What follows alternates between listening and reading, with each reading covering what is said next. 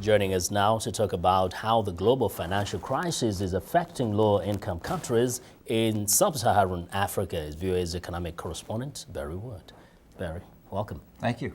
Now, we know that this economic crisis is hitting the entire world so hard, but then African nations are very vulnerable. And if you can you identify which ones are more vulnerable at this point? Well, I think the commodity exporters are perhaps the most vulnerable first because, as Dominique Strauss-Kahn, the head of the IMF, said at this meeting in Tanzania, the storm hasn't reached Africa, really, but it's coming, and it's going to have a severe impact. And so we're talking about like the oil-producing countries. Exactly. If you look at how rapidly things have changed in just the past year, we had record-high oil prices as recently as July. Food prices, which were so high then, have similarly come down. With the exception of gold, which remains very high, and that's good for South Africa and a couple other countries.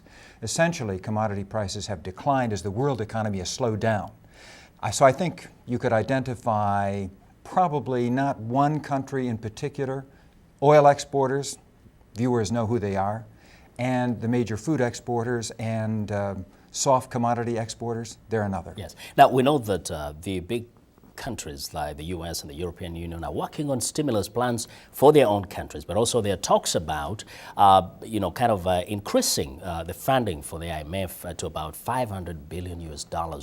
Now, what is the hope of the African economies that are right now threatened by that storm?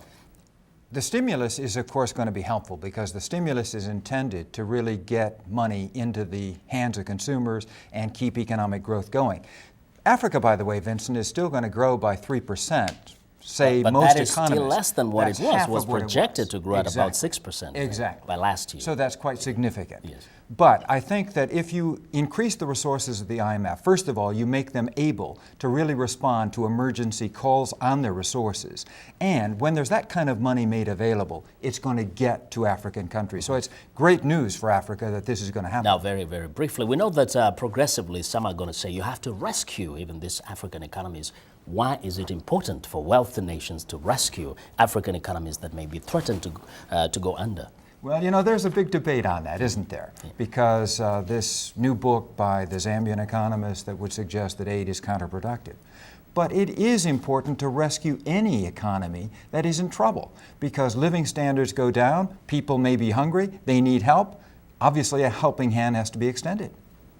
Good. So if everybody is happy, the world is a better place, isn't it?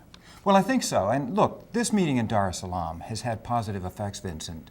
You've seen now a commitment. Gordon Brown on Monday is going to meet 10 African finance ministers and central bank chiefs so that their views, the African views, will be represented at the G20 meeting in April. In April.